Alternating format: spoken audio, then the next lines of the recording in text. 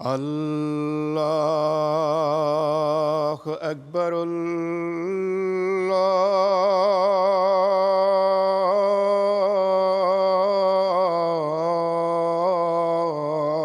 الله أكبر.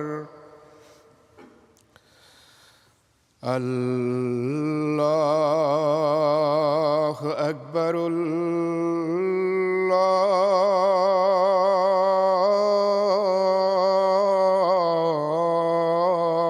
الله أكبر.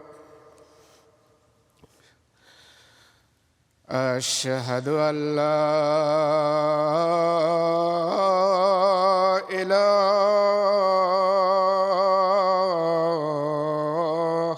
إلا الله. أشهد أن لا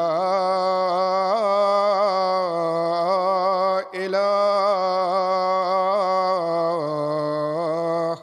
إلا الله. أشهد أن محمدًا رسول الله.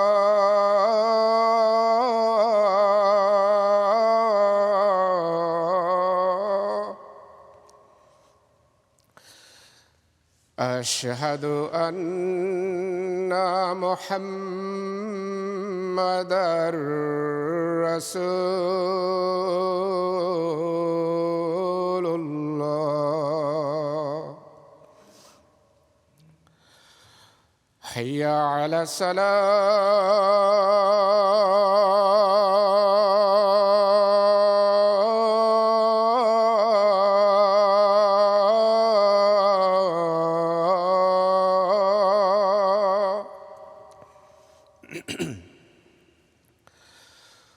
حي على الصلاة.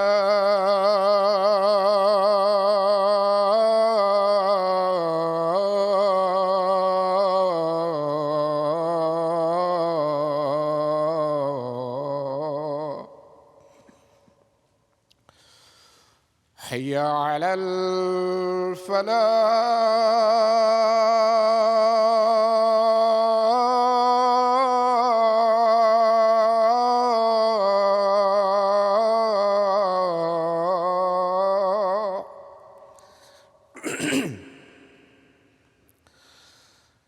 حي على الفلاح.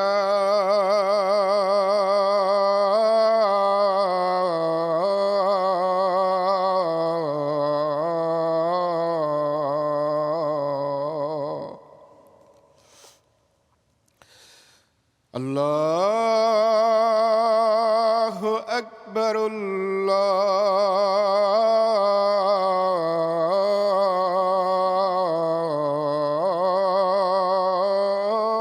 الله أكبر. لا إله إلا الله.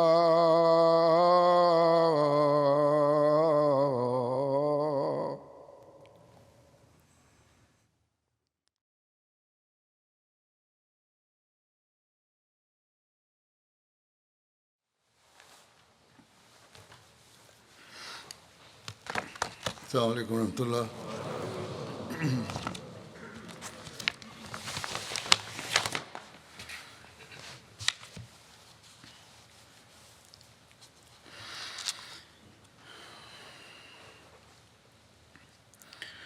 أشهد أن لا إله إلا الله وحده لا شريك له وأشهد أن محمدًا عبده ورسوله.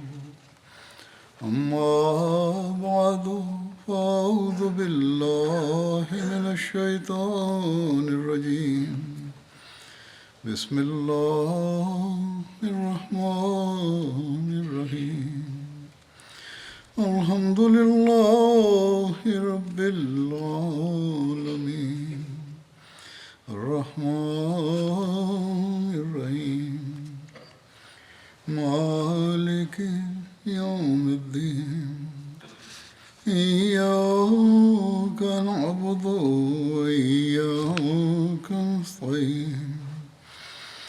اهدنا الصراط المستقيم صراط الذين أنعمت عليهم غير المغضوب عليهم ولا الضالين.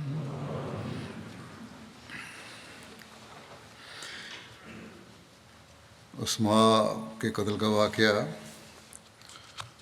جو گزشتہ خطبے میں بیان کیا تھا،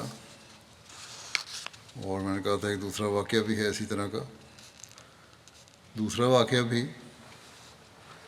محض ایک من گھڑت کہانی لگتی ہے. یہ دوسرا واقعہ ابو افق یہودی کا قتل ہے. سیرتی کتب میں ایک اور فرضی واقعہ یہاں لکھا ہے کہ سیرتی کتب میں ایک اور فرضی واقعہ ابو افق یہودی کے قتل کا بیان کیا جاتا ہے. اس کی تفصیل اس طرح ہے، جو بیان کی جاتی ہے کہ ایک روز رسول اللہ صلی اللہ علیہ وسلم نے صحابہ سے فرمایا، کون ہے جو میرے لیے اس خبیث یعنی ابو افق سے نپٹ سکتا ہے؟ یعنی کون ہے جو اس کا کام تمام کر سکتا ہے، اسے مار سکتا ہے؟ یہ شخص یعنی ابو افق بہت زیادہ بوڑھا آدمی تھا، یہاں تک کہ کہا جاتا ہے اس کی عمر 120 برس ہو چکی تھی. مگر یہ شخص لوگوں کو رسول اللہ صلی اللہ علیہ وسلم کے خلاف بھڑکایا کرتا تھا اور اپنے شعروں میں حضرت صلی اللہ علیہ وسلم کے خلاف بدزبانی اور گستاخی کیا کرتا تھا. حضرت صلی اللہ علیہ وسلم کے اس ارشاد پر حضرت صالح بن عمیر اٹھے. یہ ان لوگوں میں سے تھے جو اللہ تعالیٰ کے خوف سے بے حد رویا کرتے تھے. یہ غزوہ بدر میں بھی شریک ہوئے تھے. غرض انہوں نے عرض کیا، مجھ پر نظر یعنی منت ہے کہ میں یا تو ابو افق کو قتل کر ڈالوں گا اور یا اس کوشش میں اپنی جان دے دوں گا. چنانچہ اس کے بعد حضرت سالم بن عمیر موقع کی تلاش میں رہنے لگے. ایک روز جب کہ رات کا وقت تھا اور شدید گرمی تھی، تو ابو افق اپنے گھر کے صحن میں سویا جو اس کے مکان کے باہر تھا. حضرت سالم کو اس کی اطلاع ہوئی تو وہ فوراً روانہ ہوئے. وہاں پہنچ کر حضرت سالم نے اپنی تلوار ابو افق کے جگر پر رکھی اور اس پہ پورا دباؤ ڈال دیا، یہاں تک کہ تلوار اس کے پیٹ میں پار ہو کر بستر میں بندھ گئی. اور ساتھ ہی خدا کا دشمن ابو افق نے ایک بھیانک چیخ ماری. حضرت سالم اس کو اسی حالت میں چھوڑ کر وہاں سے چلے آئے. ابو افق کی چیخ سن کر فوراً ہی لوگ دوڑ پڑے اور اس کے کچھ ساتھی اسی وقت اسے اٹھا کر مکان کے اندر لے گئے، مگر وہ خدا کا دشمن اس کاری زخم کی تاب نہ لا کر مر گیا. یہ واقعہ اس طرح لکھا گیا ہے ایک سیرتی کتاب میں. یہ واقعہ بھی کسی معتبر سند سے مروی نہیں ہے. سیاح ستہ میں بھی یہ مذکور نہیں. سیرت کی بعض کتابوں میں اس واقعے کا تذکرہ موجود ہے، جیسے سیرت الحلبیہ، شرح درقانی، طبقات الکبریٰ ابن سعد، سیرت النبویہ ابن ہشام، البدایہ والنہایہ، کتاب المغازی الواقدی اور سبل الہدیٰ والرشاد وغیرہ میں. لیکن تاریخ کی اکثر کتب میں واقعہ درج نہیں ہے. مثلاً الکامل فی تاریخ طبری، تاریخ ابن خلدون وغیرہ، جبکہ تاریخ کی بعض کتب مثلاً اوروں میں جیسے پہلے بیان ہوا ہے تاریخ یہ واقعہ درج ہے. اس واقعے کے متعلق بھی واقعہ اسماء کی طرح یہ شہادت بیان کی جاتی ہے کہ وہ رسول اللہ صلی اللہ علیہ وسلم کی عداوت اور دشمنی میں لوگوں کو ابھارا کرتا تھا. جنگ بدر کے بعد یہ مزید بغض و حسد میں بڑھ گیا اور کھلم کھلا باغی ہو گیا. قتل ابو افق والی روایت کے اندرونی تضادات بھی اس واقعے کو مشتبہ کر دیتے ہیں. مثلاً نمبر 1 کہ قاتل میں اختلاف. ابن سعد اور واقدی کے نزدیک ابو افق کے قاتل سالم بن عمیر تھے، جبکہ بعض دیگر روایات میں سالم بن عمر کا ذکر ہے، جبکہ ابن عقبہ کے نزدیک سالم بن عبداللہ بن ثابت انصاری نے اسے قتل کیا۔ دوسرے یہ کہ قتل کے سبب میں اختلاف ہے۔ ابن ہشام اور واقدی کے نزدیک سالم نے خود جوش میں آ کر اسے قتل کیا، جبکہ روایات کے مطابق بعض روایات کے مطابق رسول اللہ صلی اللہ علیہ وسلم کے حکم پر اسے قتل کیا گیا۔ ابن ہشام نے اس طرح لکھا ہے۔ مذہب کے اختلاف کے بارے میں ایک تیسری بات ہے۔ ابن سعد کے نزدیک ابو افق یہودی تھا، جبکہ واقدی کے نزدیک یہ یہودی نہیں تھا۔ پھر زمانہ قتل میں بھی اختلاف ہے۔ واقدی اور ابن سعد کے نزدیک یہ واقعہ اسماء بنت مروان کے قتل کے بعد کا واقعہ ہے، جبکہ ابن اسحاق اور ابن ہشام وغیرہ کے نزدیک یہ واقعہ اسماء کے قتل سے پہلے کا ہے۔ ان واضح اختلافات سے بھی ظاہر ہے کہ یہ محض بناوٹی اور جعلی قصہ ہے، ایسی کوئی حقیقت نہیں۔ اگر وہ فرض محال ابو افق کا قتل ہونا مان بھی لیا جائے تو اس کے دیگر جرائم سربراہ مملکت کو قتل کرنے پر اکسانا، ہجویہ شعر کہہ کر جنگ پر ابھارنا، امن عامہ کو خطرے میں ڈالنا اور جنگ کی آگ بھڑکانا ہی سزائے موت کے لیے کافی ہیں، جن پر آج کل بھی سزائے موت دی جاتی ہے جب حکومت کے خلاف بغاوت ثابت ہو جائے۔ محض گالیاں دینا اس قتل کی وجہ نہیں ہو سکتی۔ اسی طرح اسماء کے واقعہ کی طرح یہاں بھی ابو افق کے قتل کے بعد یہود کا کوئی رد عمل ثابت نہیں ہے۔ یہود کا کوئی رد عمل ہونا چاہیے تھا اسی قتل پہ، لیکن کوئی ثابت نہیں ہے اس رد عمل۔ بس ان کا خاموش رہنا اس واقعے کے فرضی ہونے پر دلیل کا عطیہ ہے۔ یہ بات بھی یاد رکھنے کے لائق ہے کہ ان واقعات کا زمانہ جنگ بدر سے قبل یعنی مان بعد کا بیان کیا جاتا ہے، قبل یا مان بعد کا بیان کیا جاتا ہے۔ یہ فوری پہلے ہوا ہے یا پہلے تھا یا فوری طور پر ہوا۔ اور جملہ مورخین کا اتفاق ہے کہ مسلمانوں اور یہودیوں کی پہلی مخاصمت غزوہ بنو قینقاع ہے۔ اگر بدر سے پہلے بھی کوئی واقعہ ہوتا تو وہ اس کی ذیل میں ضرور ذکر کرتے کہ یہ اتنا واقعہ ہوا ہے، اور یہود ابو افق اور اسماء کے قتل کے واقعات کی بنا پر بجا طور پر مسلمانوں پر یہ اعتراض کر سکتے تھے کہ مسلمانوں نے عملی چھیڑ چھاڑ میں ان سے پہل کی، لیکن کہیں یہ ذکر نہیں ملتا کہ مدینہ کے یہود نے ان واقعات کو لے کر کبھی کوئی ایسا سوال اٹھایا ہو۔ سید احمد بشیر احمد صاحب نے اسماء اور ابو افق کے قتل کی فرضی واقعات کا ذکر کرتے ہوئے جو سیرت ختم النبیین میں بیان فرمایا ہے وہ اس طرح ہے کہ جنگ بدر کے حالات کے بعد واقدی اور بعض دوسرے مورخین نے دو ایسے واقعات درج کیے ہیں جن کا کتب حدیث اور صحیح تاریخ روایات میں نشان نہیں ملتا، اور درایتاً بھی غور کیا جائے تو وہ درست ثابت نہیں ہوتے، مگر چونکہ ان سے حضرت صلی اللہ علیہ وسلم کے خلاف ایک ظاہری صورت اعتراض کی پیدا ہو جاتی ہے، اس لیے بعض عیسائی مورخین نے حسب عادت نہایت ناگوار صورت میں ان کا ذکر کیا ہے۔ یہ فرضی واقعات یوں بیان کیے گئے ہیں کہ مدینہ میں ایک عورت اسماء نامی رہتی تھی، اسماء کا دوبارہ یہاں ذکر آ رہا ہے، جو اسلام کی سخت دشمن تھی اور حضرت صلی اللہ علیہ وسلم کے خلاف بہت زہر اگلتی رہتی تھی اور اپنے اشتعال انگیز اشعار میں لوگوں کو آپ کے خلاف بہت اکساتی تھی اور آپ کے قتل پر ابھارتی تھی۔ آخر ایک دن نابینا صحابی عمیر بن عدی نے اشتعال میں آ کر رات کے وقت اس کے گھر میں جب کہ وہ سوئی ہوئی تھی اسے قتل کر دیا، اور جب حضرت صلی اللہ علیہ وسلم کو اس واقعے کی اطلاع ہوئی تو آپ نے اس صحابی کو ملامت نہیں فرمائی بلکہ ایک گونا اس کے فعل کی تعریف کی، یہ بیان کیا جاتا ہے۔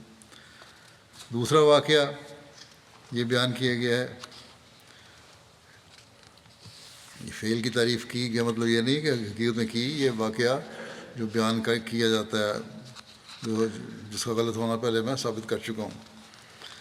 دوسرا واقعہ یہ بیان کیا گیا ہے کہ ایک بوڑھا یہودی ابو افق نامی مدینہ میں رہتا تھا۔ یہ بھی حضرت صلی اللہ علیہ وسلم کے خلاف اشتعال انگیز شعر کہتا تھا اور کفار کو آپ کے خلاف جنگ کرنے اور آپ کو قتل کر دینے کے لیے ابھارتا تھا۔ آخر ایک دن اسے بھی ایک صحابی سالم بن عمیر نے غصے میں آ کر رات کے وقت اس کے گھر کے صحن میں قتل کر دیا۔ یہ بیان کیا جاتا ہے۔ مرزا بشیر احمد صاحب لکھتے ہیں کہ واقعی اور ابن ہشام نے بعض وہ اشتعال انگیز اشعار بھی نقل کیے ہیں جو اسماء اور ابو افق نے حضرت صلی اللہ علیہ وسلم کے خلاف کہے تھے۔ ان دو واقعات کو سر ولیم میور نے وغیرہ نے نہایت ناگوار صورت میں اپنے کتابوں کی زینت بنایا۔ یہ جو مستشرقین ہیں انہوں نے ان کو لے کے بہانہ بنایا، دیکھو کتنے ظلم ہوئے، مگر حقیقت یہ ہے کہ جرح اور تنقید کے سامنے یہ واقعات درست ثابت ہی نہیں ہوتے۔ پہلی دلیل جو ان کی صحت کے متعلق شبہ پیدا کرتی ہے یہ ہے کہ کتب احادیث میں ان واقعات کا ذکر نہیں پایا جاتا، یعنی کسی حدیث میں قاتل یا مقتول کا نام لے کر اس قسم کا کوئی واقعہ بیان نہیں کیا گیا، بلکہ حدیث تو الگ رہی، بعض مورخین نے بھی اس کا ذکر نہیں کیا، حالانکہ اگر اس قسم کے واقعات واقعی ہوئے ہوتے تو کوئی وجہ نہیں تھی کہ کتب حدیث اور بعض کتب تاریخ ان کے ذکر سے خالی ہوتی۔ اس جگہ یہ شبہ نہیں کیا جا سکتا کہ یہ چونکہ ان واقعات سے بظاہر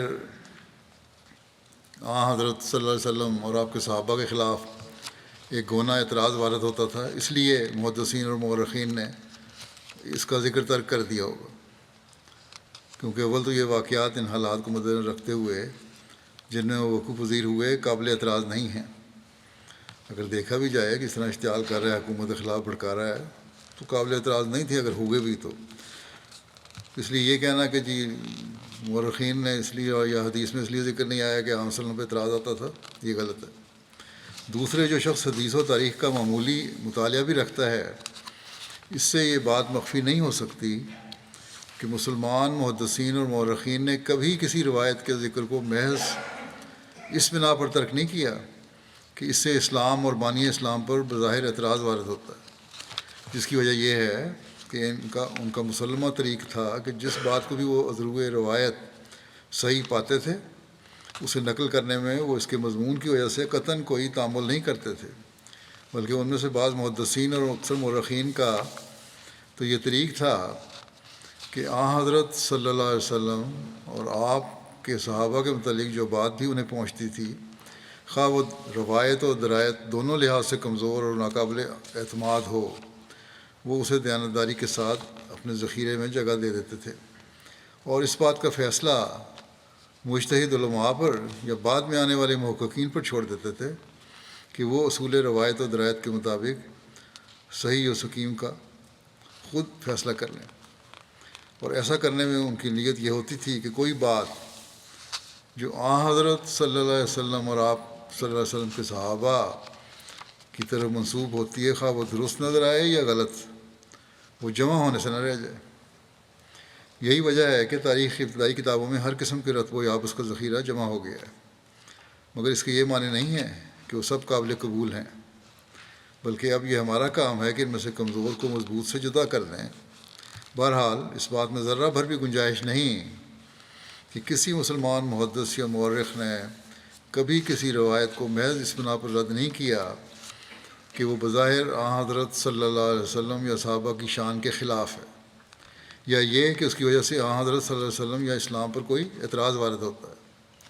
چنانچہ کعب بن اشرف اور ابو رافع یہودی کے قتل کے واقعات جو اسماء اور ابو افق کے مضمون واقعات سے ملتے جلتے ہیں، حدیث و تاریخ کی تمام کتابوں میں پوری صراحت اور تفصیل کے ساتھ بیان ہوئے ہیں، اور کسی مسلمان راوی محدث یا مورخ نے ان کے بیان کو ترک نہیں کیا۔ اندرین حالات اسماء اور ابو افق یہودی کے قتل کا ذکر کسی حدیث میں نہ پایا جانا، بلکہ ابتدائی مورخین میں سے بعض مورخین کا بھی ان کے متعلق خاموش ہونا اس بات کو یقینی طور پر ظاہر کرتا ہے کہ یہ قصے بناوٹی ہیں اور کسی طرح بعض روایتوں میں راہ پا کر تاریخ کا حصہ بن گئے ہیں۔ پھر اگر ان قصوں کی تفصیلات کا مطالعہ کیا جاوے تو اس کا بناوٹی ہونا اور بھی یقینی ہو جاتا ہے۔ مثلاً اسماء کے قصے میں ابن سعد وغیرہ کی روایت میں قاتل کا نام عمیر بن عدی بیان کیا گیا ہے، لیکن اس کے مقابلے پر ابن درید کی روایت میں قاتل کا نام عمیر بن عدی نہیں بلکہ غشمیر ہے۔ سہیلی ان دونوں ناموں کو غلط قرار دے کر یہ کہتا ہے کہ دراصل اسماء کو اس کے خامد نے قتل کیا تھا، جس کا نام روایتوں میں یزید بن زید بیان ہوا ہے۔ اور پھر بعض روایتوں میں یہ آتا ہے کہ مذکورہ بالا لوگوں میں سے کوئی بھی اسماء کا قاتل نہیں تھا، بلکہ اس کا قاتل ایک نامعلوم الاسم شخص تھا جو اسی کی قوم میں سے تھا۔ مقتولہ کا نام ابن سعد وغیرہ نے اسماء بنت مروان بیان کیا ہے، لیکن علامہ ابن عبد البر کو یہ قول ہے کہ وہ اسماء بنت مروان نہیں تھی، بلکہ دراصل عمیر نے اپنی بہن بنت عدی کو قتل کیا تھا۔ قتل کا وقت ابن سعد نے رات کو درمیانی حصہ لکھا ہے، لیکن زرقانی کی روایت سے دن یا زیادہ سے زیادہ رات کا ابتدائی حصہ ثابت ہوتا ہے، کیونکہ اس میں بیان کیا گیا کہ مقتولہ اس وقت کھجوریں بیچ رہی تھی۔ یہ ساری تفصیل میں پہلے بھی بیان کر چکا ہوں۔ پھر دوسرے واقعے کا جو ذکر ہو رہا ہے اب وہ ابو افق کے قتل کا ہے۔ اس میں ابن سعد اور واقعی وغیرہ نے قاتل کا نام سالم بن عمیر لکھا ہے، لیکن بعض روایتوں میں اس کا نام سالم بن عمرو بیان ہوا ہے، اور ابن عقبہ نے سالم بن عبداللہ بیان کیا ہے۔ اسی طرح ابو افق مقتول کے متعلق ابن سعد نے لکھا ہے کہ وہ یہودی تھا، لیکن واقعی اسے یہودی نہیں لکھتا۔ پھر ابن سعد اور واقعی دونوں سے یہ پتہ لگتا ہے کہ سالم نے خود جوش میں آ کر ابو افق کو قتل کر دیا تھا، لیکن ایک روایت میں یہ بیان کیا گیا ہے کہ اسے حضرت صلی اللہ علیہ وسلم کی ہدایت سے قتل کیا گیا تھا۔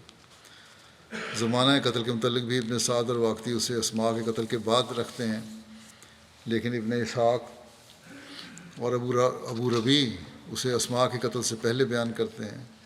یہ جملہ اختلافات اس بات کے متعلق کبھی شبہ پیدا کرتے ہیں کہ یہ قصے جعلی اور بناوٹی ہیں، یا اگر ان میں کوئی حقیقت ہے تو ایسی مستور ہے، چھپی ہوئی ہے کہ نہیں کہہ سکتے وہ کیا ہے اور کس نوعیت کی ہے۔ ایک اور دلیل ان واقعات کے غلط ہونے کی یہ ہے کہ ان دونوں قصوں کا زمانہ وہ بیان کیا گیا جس کے متعلق جملہ مورخین کا اتفاق ہے کہ اس وقت تک ابھی مسلمانوں اور یہودیوں کے درمیان کوئی جھگڑا یا تنازع رونما نہیں ہوا تھا۔ چنانچہ تاریخ میں غزوہ بنی قینقاع کے متعلق یہ بات مسلم طور پر بیان ہوئی ہے کہ مسلمانوں اور یہودیوں کے درمیان یہ پہلی لڑائی تھی جو وقوع میں آئی، اور یہ کہ بنی قینقاع وہ پہلے یہودی تھے جنہوں نے اسلام کی دعوت میں عملی کارروائی کی۔ بس یہ کس طرح قبول کیا جا سکتا ہے کہ اس غزوے سے پہلے یہودیوں اور مسلمانوں کے درمیان اس قسم کا کشتہ خون ہو چکا تھا، اور پھر اگر غزوہ بنی قینقاع سے قبل ایسے واقعات ہو چکے تھے تو یہ ناممکن تھا کہ اس غزوے کے باعث وغیرہ کے بیان میں ان واقعات کا ذکر نہ ہوتا۔ جب غزوے کی وجوہات بیان کی گئیں تو ان واقعات کا ذکر نہ ہوتا۔ لکھا جانا چاہیے تھا کہ یہ اس طرح یہ تو قتل بھی ہمارے ہوئے۔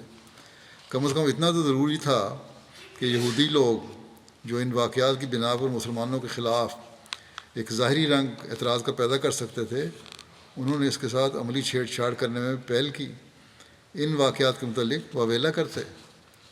مگر کسی تاریخ میں، حتیٰ کہ خود ان مورخین کی کتب میں بھی جنہوں نے یہ قصے روایت کیے ہیں، قطعاً یہ ذکر نہیں آتا کہ مدینہ کے یہود نے کبھی کوئی اعتراض کیا ہو، اور اگر کسی شخص کو یہ خیال پیدا ہو کہ شاید انہوں نے اعتراض اٹھایا ہو مگر مسلمان مورخین نے اس کا ذکر نہ کیا ہو تو یہ غلط اور بے بنیاد خیال ہوگا، کیونکہ جیسا کہ بیان کیا جا چکا ہے کہ کبھی کسی مسلمان محدث یا مورخ نے مخالفین کے کسی اعتراض پر پردہ نہیں ڈالا۔ چنانچہ مثلاً جب سریہ نخلا والے قصے میں مشرکین مکہ نے مسلمانوں کے خلاف اشر حرم کی بے حرمتی کا الزام لگایا تو مسلمان مورخین نے کمال دیانتداری سے ان کے اس اعتراض کو اپنی کتابوں میں درج کر دیا۔ بس اگر اس موقع پر بھی یہود کی طرف سے کوئی اعتراض ہوا ہوتا تو تاریخ اس کے ذکر سے خالی نہ ہوتی۔ الغرض جس جہت سے بھی دیکھا جاوے یہ قصے صحیح ثابت نہیں ہوتے، اور ایسے معلوم ہوتا ہے کہ یہ یا تو محض یا تو کسی مخفی دشمن نے کسی مسلمان کی طرف منسوب کر کے قصے بیان کر دیے ہیں، اور پھر وہ مسلمانوں کی روایتوں میں دخل پا گئے ہیں، اور یا کسی کمزور مسلمان نے اپنے قبیلے کی طرف یہ جھوٹا فخر منسوب کرنے کے لیے کہ اس سے تعلق رکھنے والے آدمیوں نے بعض موضع کافروں کو قتل کیا تھا، یہ روایتیں تاریخ میں داخل کر دی ہیں۔ واللہ عالم۔ یہ تو وہ اصل حقیقت ہے جو ان واقعات کی معلوم ہوتی ہے، لیکن جیسا کہ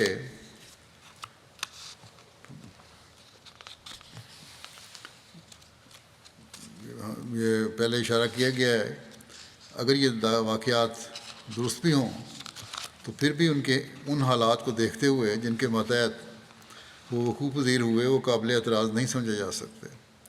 ان ایام میں جو نازک حالت مسلمانوں کی تھی اس کا ذکر کیا جا چکا ہے۔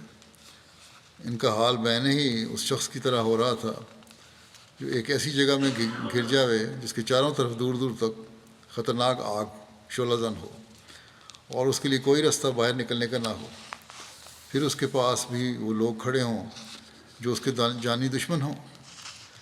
مسلمانوں کی ایسی نازک حالت میں اگر کوئی شریر اور فتنہ پرداز شخص ان کے آقا اور سردار کے خلاف اشتعال انگیز شعر کہہ کر لوگوں کو اس کے خلاف اکساتا اور اس کے قتل پر دشمنوں کو ابھارتا تھا، تو اس زمانے کے حالات کے ماتحت اس کا علاج سوائے اس کے اور کیا ہو سکتا تھا کہ ایسے شخص کو قتل کر دیا جاتا، اور پھر یہ قتل بھی مسلمانوں کی طرف سے انتہائی اشتعال کی حالت میں ہوا، جس حالت میں کہ معمولی قتل بھی قصاص کے قابل نہیں سمجھا جاتا۔ چنانچہ مسٹر مارگولیس جیسا شخص، یہ بھی اورینٹلسٹ ہے، بھی جو عموماً ہر امر میں مخالفانہ پہلو لیتا ہے، ان واقعات کی وجہ سے مسلمانوں کو قابل ملامت نہیں قرار دیتا۔ چنانچہ مسٹر مارگولیس لکھتے ہیں کہ چونکہ اسماء نے اپنے اشعار میں اگر وہ اس کی طرف صحیح طور پر منسوب کیے گئے ہیں محمد صلی اللہ علیہ وسلم کہ قتل پر ان کے دشمنوں کو عمداً ابھارا تھا، اس لیے اس کا قتل خواہ اسے دنیا کے کسی معیار کے مطابق ہی جج کیا جائے ایک بے بنیاد اور ظالمانہ فعل نہیں سمجھا جا سکتا۔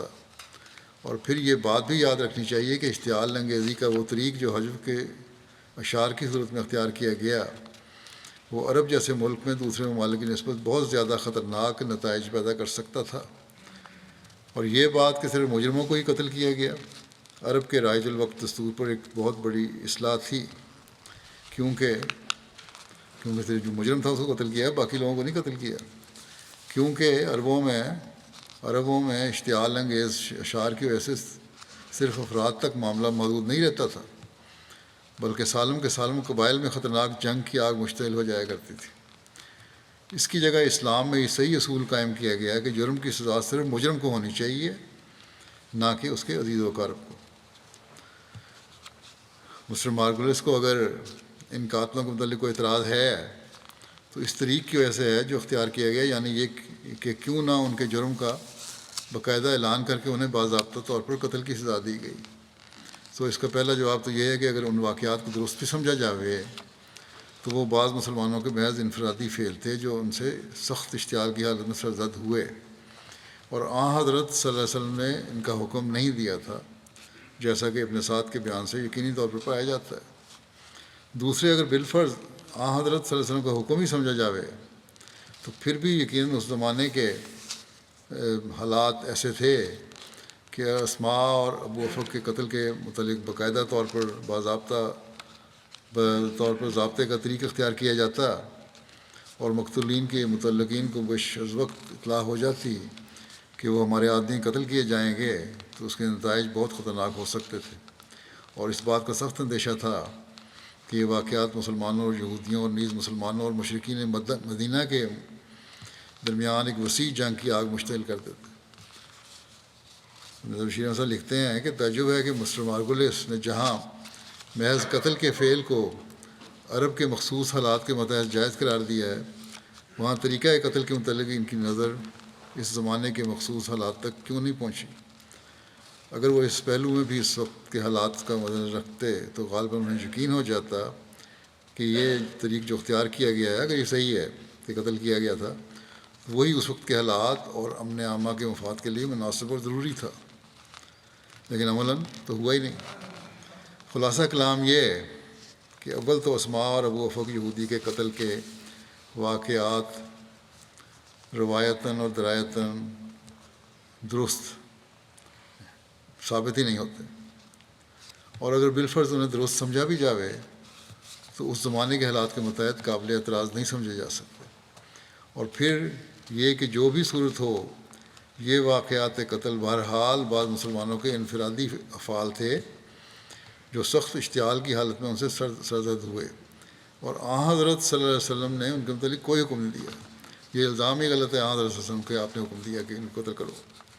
یہ سب من گھڑت باتیں ہیں جو حضرت صلی اللہ علیہ وسلم کی طرف سے منسوب کی گئی ہیں، اور اللہ تعالیٰ ان مورخین نے جو لکھا بعد میں چاہیے یہ تھا کہ اس کا صحیح طرح تجزیہ کیا جاتا۔ یہ اللہ تعالیٰ کا شکر اور احسان ہے کہ ہمیں اس نے زمانے کے امام کو ماننے کی توفیق عطا فرمائی، اور ہر بات کو ہم دیکھ کر پرکھ کر اور اس کی حقیقت کو سمجھ کر پھر بیان کرنے کی کوشش کرتے ہیں، اور کوئی بھی الزام اس قسم کا جو ہے جو حضرت صلی اللہ علیہ وسلم کی ذات پر آتا ہو اس کو رد کرنے کی کوشش کرتے ہیں۔ اللہ تعالیٰ ان علماء کو بھی عقل دے جو اس باتوں کو رائج کر کے صرف اپنے مفادات حاصل کرتے ہیں اور اسلام کو بدنام کرنے کی کوشش کر رہے ہیں، کہ کہنے کی تو ایک طرف اسلام کی خدمت کر رہے ہیں لیکن حقیقت میں ان کے عمل ہی ہیں جنہوں نے ان میں شدت پسندی پیدا کر دی ہے۔ اللہ تعالیٰ ان کو بھی عقل عطا فرمائے۔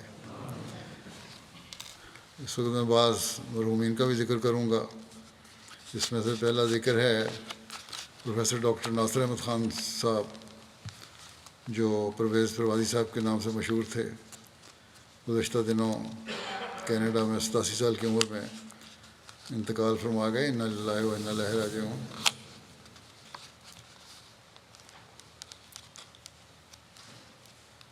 اب قادیان میں پیدا ہوئے تھے۔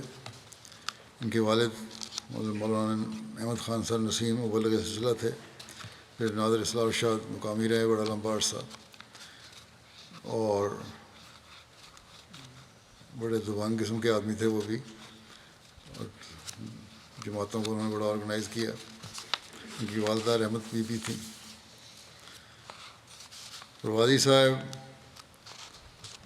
نے قادیان میں ابتدائی تعلیم حاصل کی، پھر میٹرک کے بعد انہوں نے کالج میں داخلہ نہیں لیا کیونکہ تعلیم اسلام کالج اس وقت لاہور میں ہوتا تھا۔ پھر جو کالج ربا میں شفٹ ہوا تو انہوں نے وہاں داخلہ لیا کالج میں۔ 1958 میں بی اے آنرس کی ڈگری حاصل کی۔ 1960 میں یونیورسٹی اورینٹل کالج سے ایم اے کیا، اور 68 میں پنجاب یونیورسٹی سے پی ایچ ڈی کی ڈگری حاصل کی۔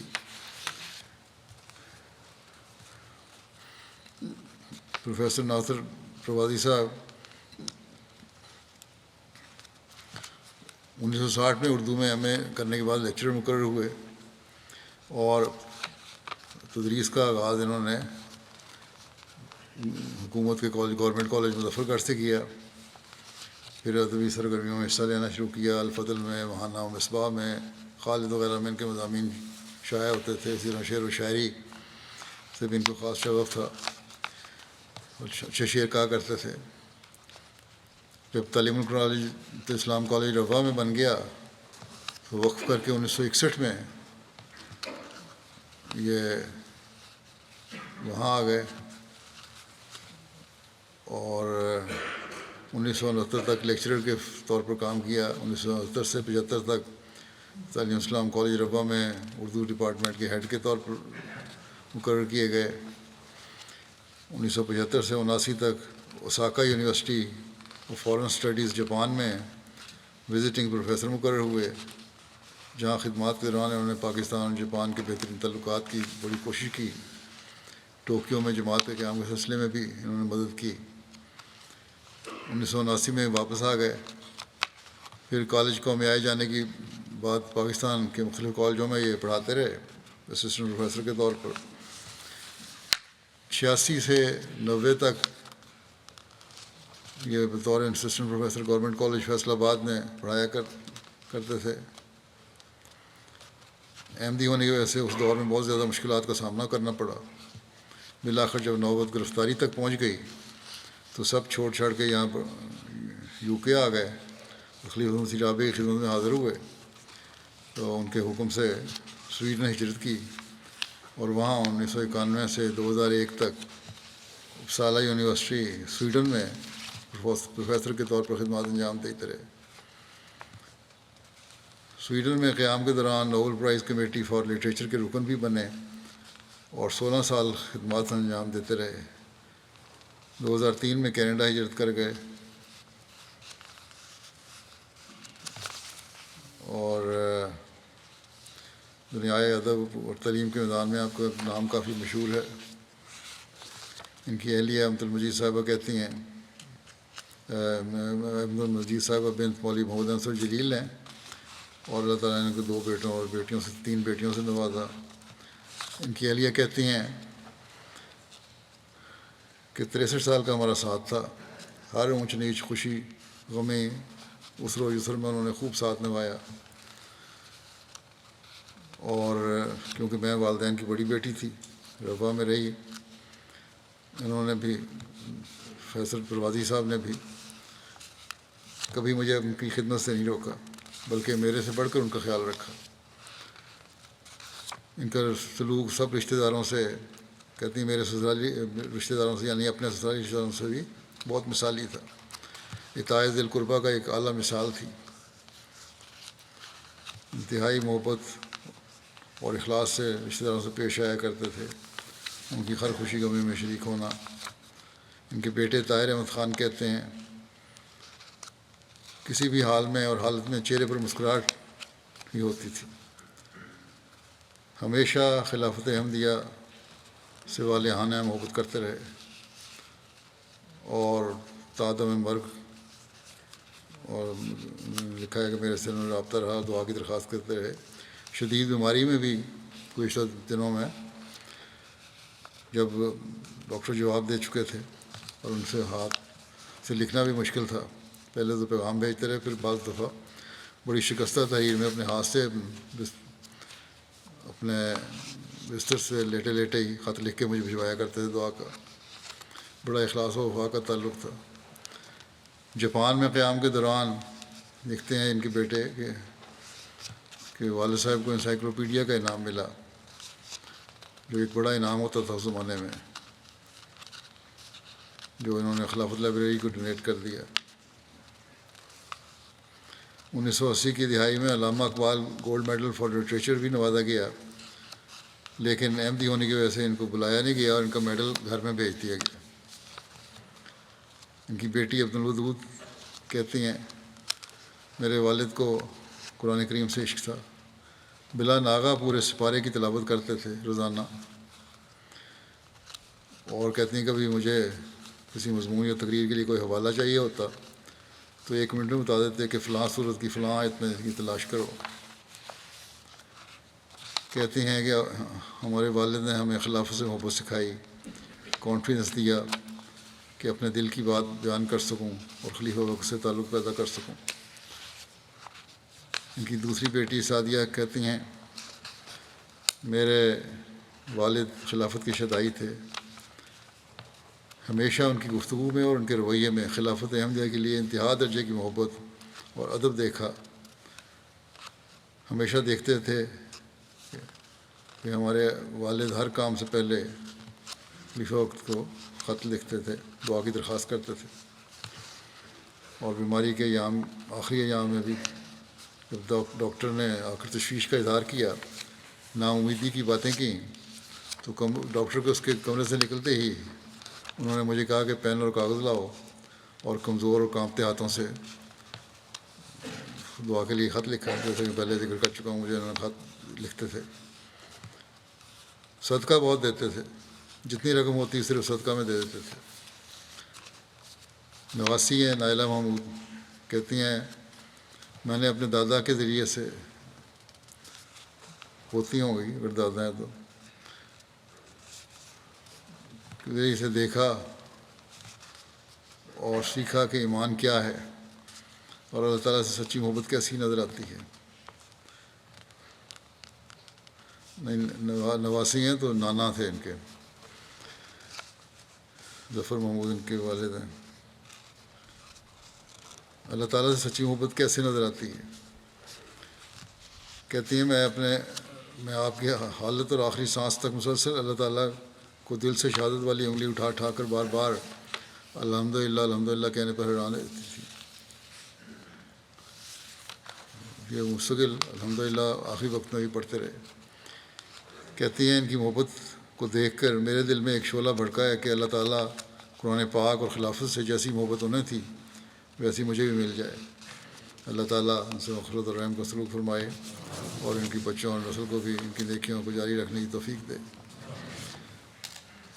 دوسرا جنازہ شریف احمد صاحب بھٹی ابن امیر خان صاحب بھٹی روا کا ہے، جن کی بھی گزشتہ دنوں 88 سال کی عمر میں وفات ہوئی ہے. انا للہ و انا الیہ راجعون. مرحوم موسی تھے. ان کے پسماندگان میں اہلیہ کے علاوہ 2 بیٹے اور 2 بیٹیاں شامل ہیں. ایک بیٹے حفاظت مرکز میں کام کر رہے ہیں، دوسرے بیٹے طاہر احمد بھٹی مربی سلسلہ سیرا لیون میں خدمت کی توفیق پا رہے ہیں. ان کے بیٹے طاہر بھٹی صاحب مربی سے ہیں، جو لکھتے ہیں کہ میرے والد بیان کرتے تھے کہ جب پنڈت لیکھ رام کے قتل کی پیشگوئی پوری ہوئی تو اس وقت ان کے والد محترم امیر خان صاحب بھٹی نو عمر تھے.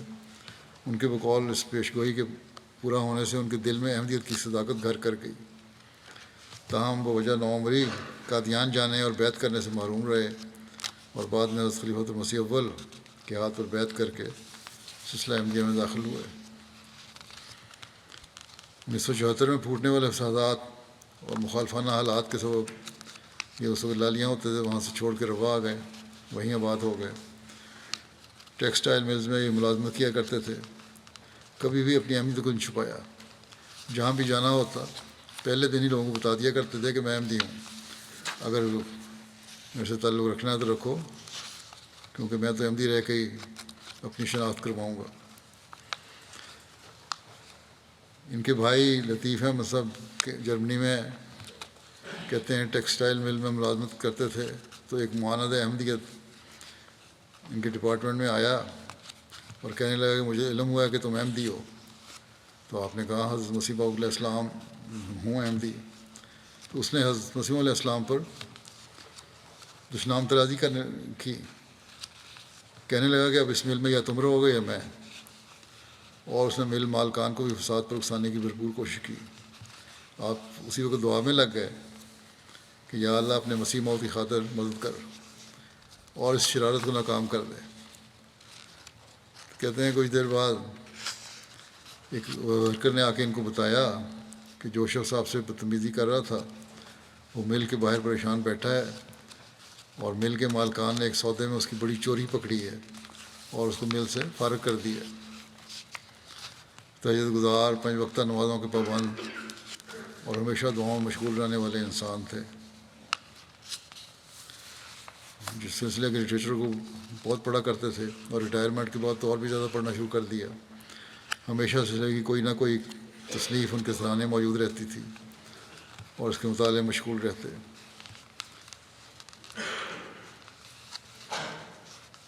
اور جب بھی خلفائے احمدیت کی طرف سے کوئی دعا کی تحریک ہوتی تو اس میں فوری طور پر مشغول ہو جاتے. درود شریف بہت زیادہ پڑھا کرتے تھے. کہتے ہیں ان کے بیٹے ربی کہ جب میں اسکول میں 6ٹھی جماعت میں تھا تو مجھے کہا کرتے اسکول آتے جاتے درود شریف پڑھا کرو. اور انہوں نے اپنا بتایا بھٹی صاحب نے کہ اللہ تعالیٰ کے فضل سے میں دن میں 1000 سے زائد مرتبہ درود شریف پڑھتا ہوں. اللہ تعالیٰ ان سے مغفرت اور رحم کا سلوک فرمائے اور ان کی اولاد کو بھی ان کی نیکیاں جاری رکھنے کی توفیق دے. اگلا ذکر ہے پروفیسر عبدالقادر ڈاری صاحب کا، جو سابق امیر جماعت نواب شاہ تھے، ضلع نواب شاہ. 92 سال کی عمر میں وفات پا گئے. انا للہ و انا الیہ راجعون. ایک بیٹا اور 5 بیٹیاں تھیں ان کی ہیں. ان کے بیٹے سمر احمد لکھتے ہیں کہ خاندان میں اہمیت کا نفوذ ان کے والد رئیس محمد مقیم خان ڈاری صاحب مرحوم کے ذریعے ہوا۔ عبدالقادر صاحب بڑے دلیر اور سچے انسان تھے۔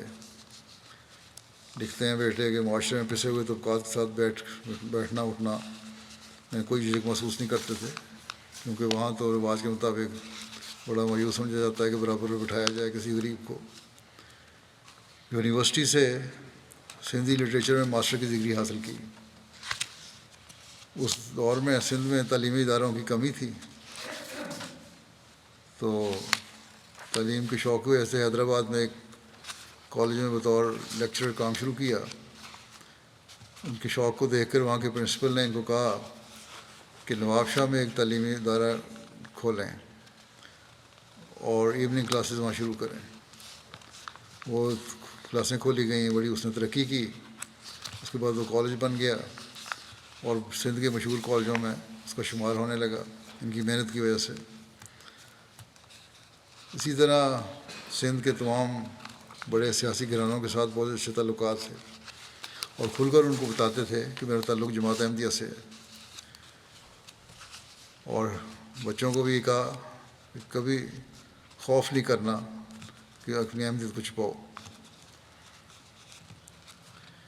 اور سندھی میں ہمیشہ یہ کہا کرتے تھے کہ ہم تو احمدیت کے زیور پہنے ہوئے ہیں، جو ایک امتیازی نشان ہے۔ خلیفہ مسیح ثالث رحمہ اللہ تعالیٰ کے ارشاد پر آپ کو سندھی زبان میں قرآن کریم کا ترجمہ کرنے کی سعادت بھی ملی، اور خلیفہ مسیح ثالث کے ارشاد کے مطابق تفسیر صغیر کا سندھ میں 2 جلدوں پر مشتمل ترجمہ کرنے کا بھی موقع ملا ہے۔ قرآن مجید کے ترجمے اور مختلف منتخب آیات کے ایک پمفلٹ کی اشاعت پر خلیفہ مسیح رابع رحمہ اللہ تعالیٰ کے علاوہ 4 افراد پر 295 کا مقدمہ درج ہوا تھا، جن میں آپ کا نام بھی شامل تھا۔ سندھی زبان کے علاوہ اردو زبان پر بھی اس قدر عبور حاصل تھا کہ جس کو بھی مخاطب ہو کر لکھتے وہ تحریر سے متاثر ہوتا۔ فضل عمر فاؤنڈیشن کے ممبر بھی رہے۔ یونیورسٹی سے پی ایچ ڈی کے اسٹوڈنٹ بھی آپ سے رہنمائی لینے کے لیے آتے تھے۔ آپ کا حلقہ باب بڑا وسیع تھا۔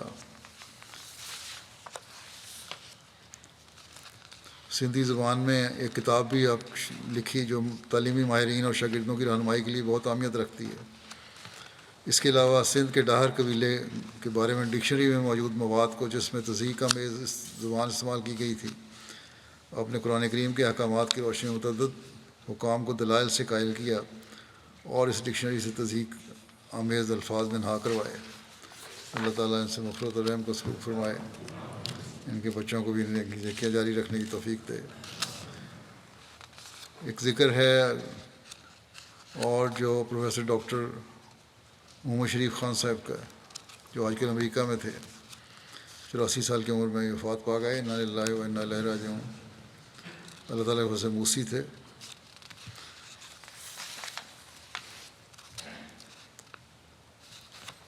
انیس سو 1939 میں تنزانیہ میں پیدا ہوئے۔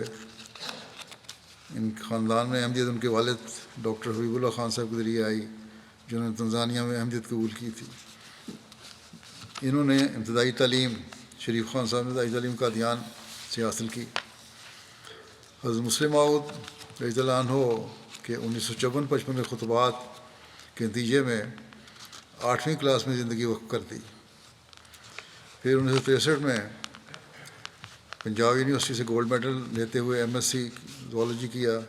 96 میں پنجاب یونیورسٹی سے زوالوجی میں پی ایچ ڈی کی۔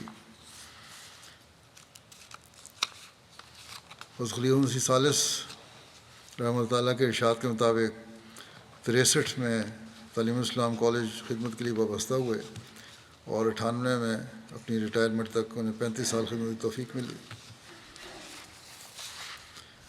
دنیا بھر کے رسائل میں پروفیسر صاحب کے 250 کے قریب ریسرچ پیپر شائع ہوئے ہیں۔ آپ کا پہلا تحقیقی مقالہ 1972 میں شائع ہوا اور ریپٹائلز کے بارے میں ان کا جو تھا مضمون تھا، بہت ریسرچ کیا کرتے تھے۔ اور سانپوں اور چھپکلیوں وغیرہ کیڑوں وغیرہ کے بارے میں قدرت کے جو حشرات الارض ہیں ان کے بارے میں بڑی تحقیق تھی. میں بھی ان کا سب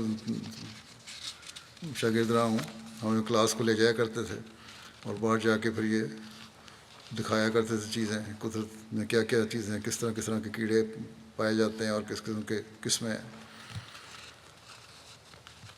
2002 میں انہیں پاکستان میں زولوجسٹ آف دا ایئر کے ایوارڈ سے نوازا گیا. مجیب اللہ چودھری صاحب امریکہ لکھتے ہیں کہ 2008 میں نے مسجد کا چندہ اکٹھا کرنے کے سلسلے میں بات کی تو کہنے لگے ہمارے پاس پیش کرنے کے لیے کچھ نہیں ہے، لیکن انہوں نے کہا گھر آ جاؤ. گھر گیا تو بیگم بھی ان کی آ گئیں اور ایک پوٹلی نکال کر سامنے رکھ دی اور جو زیور تھا ان کے ماں باپ کی طرف سے، اسرال کی طرف سے جو کچھ بھی ملا تھا وہ سب نے پیش کر دیا کہ یہ تمہارے پاس ہے، یہ لے جاؤ. بڑے شریف نفس اور عاجز انسان تھے. طلباء سے ہمیشہ گھل مل کر دوستوں کی طرح رہتے تھے. اللہ تعالیٰ ان سے مغفرت اور رحم کا سلوک فرمائے. ان کے بڑے بیٹے ظفر اللہ صاحب بھی لکھتے ہیں، یہ بعد میں آئی ہیں بعض باتیں ان کی، کہ کچھ سائنسدان امریکہ اور کینیڈا سے ربع ان سے ملنے آئے، پروفیسر ڈاکٹر صاحب سے، شریف خان صاحب سے، اور بقول ان سائنسدانوں کے پاکستان میں ہیپیٹالوجی یعنی جو ریپٹائلز وغیرہ ہیں ان کے اوپر کہتے ہیں کہ شریف خان صاحب سے بڑا اور کوئی ماہر نہیں ہے پاکستان میں. بہت ماہر تھے. ان کے بیٹے راشد زبیر کہتے ہیں جوانی سے ہی تہجد گزار اور 100 مسلات کے پابند تھے اور مسجد قمر میں نماز کی امامت بھی کروایا کرتے تھے. بعض جماعت نماز کے علاوہ قرآن کریم کی تلاوت اور تفسیر پڑھنے کا بہت شوق تھا. ہمیشہ اس طرح مطالعہ بھی بہت وسیع تھا. ان کا پوتا ہے مشہود احمد خان، کہتا ہے ہمارے دادا نے بڑی روحانی شخصیت ہے اور گہرا سائنسی ادراک بھی تھا. انہوں نے ہمیں سکھایا کہ خدا کی ہستی کا ثبوت فطرت میں پایا جاتا ہے. انہوں نے نمازوں کو بر وقت ادا کرنے کی اور قرآن کریم کے مطالعہ پر بہت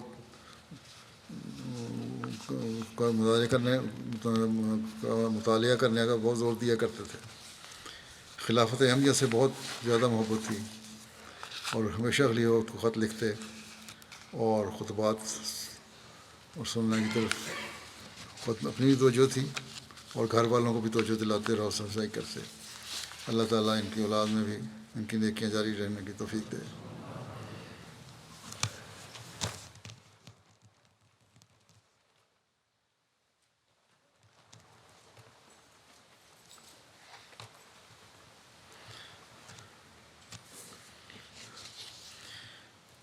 الحمد لله نحمده ونستعينه ونستغفره ونؤمن به ونتوكل عليه ونعوذ بالله من شرور أنفسنا ومن سيئات أعمالنا. من يهده الله فلا مضل له ومن يضلله فلا هادي له. ونشهد أن لا إله إلا الله ونشهد أن محمدا عبده ورسوله. عباد الله رحمكم الله، إن الله يأمر بالعدل والإحسان وإيتاء ذي القربى وينهى عن الفحشاء والمنكر والبغي يعظكم لعلكم تذكرون.